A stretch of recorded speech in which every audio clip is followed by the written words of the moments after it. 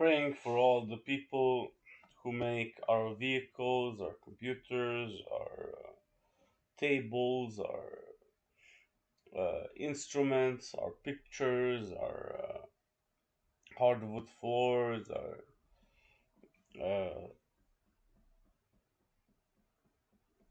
how do you call it?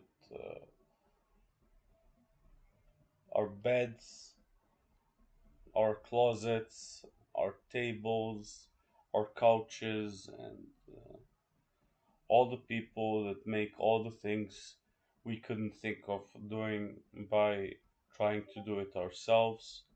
They come together and they make the great products available to everyone with common interests.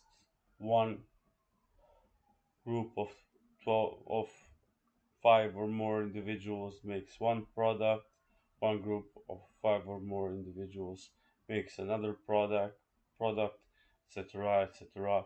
Thank you for all the work that you do.